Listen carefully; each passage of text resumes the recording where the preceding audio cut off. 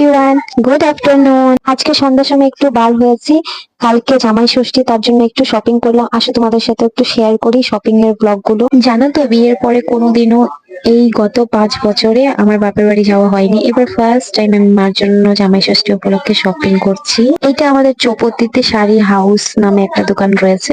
এখানে অনেক ভালো ভালো কালেকশন রয়েছিল, বাট তোমরা কমেন্ট করে জানাবে আমি আমার মার জন্য কোন শাড়িটা নিয়েছি।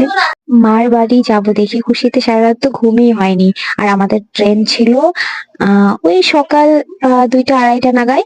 তো রাতে তো ওরকম ভাবে ঘুমিয়ে হয়নি। তারপর সকাল সকাল যখন আলো হয়েছিল, এত সুন্দর ভিউটা কি বলবো, অসাধারণ। জানো তো, আমি ট্রেনে অনেকদিনই চড়েছি, বাট এই গেটের সামনে এসে যে এই ক্লিপ গুলো নেওয়ার আমার কখনোই সাহস হয়নি। আজকে আমাদের মনার বাবা শুয়েছিল, তো তার জন্যই ভাবলাম যে না, সকাল সকাল উঠে 2-3টা ক্লিপ নেওয়া যাক। তারপর ভিউটা এনজয় করলাম। তারপর যখন সিটি আসলাম তখন দেখলাম যে ওর পাপা তো ঘুমিয়ে রয়েছে, আর আমার বাবা একা একা রাধে রাধে বলছে। এখন সেই ঠাকুরের গান করা শিখে গেছে, তার জন্য কথায় কথায় খালি রাধে রাধে বলতে থাকে। আর আমারও শুনতেই সে ভালো লাগে। তারপর আমি আমার পাপার সাথে একটু টাইম স্পেন্ড করলাম। তারপর আমি বললাম যে পাপাই, আমাকেও কয়েকটা ভিডিও ফটো করে দাও।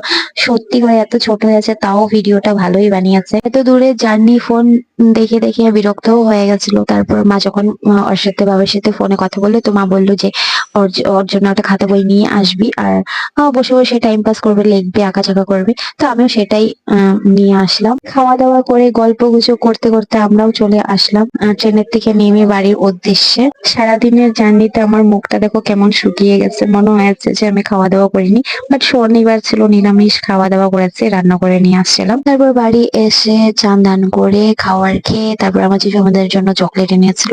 মিষ্টি জাতীয় সব খাবারই আমার অনেক ফেভারিট, বাট এমন করে ওয়েট গেইন করছি, তার জন্য খেতে ইচ্ছা করলেও খেতে পারি না। তারপর এখানে জিজু আর মনা একটু লড়াই করছিল। জিজু বলছিল যে আমাকে একটু দাও, আমাকে একটু দাও, কারণ বেশি চকলেট খেলেও খাবার খেতে পারবে না, দাঁতটা নষ্ট হয়ে যাবে, তার জন্য। তো বাবা আমাদেরকেও দিয়েছে। চলো দেন, আবার দেখা হবে নেক্সট ভিডিওতে। Tata, bye bye.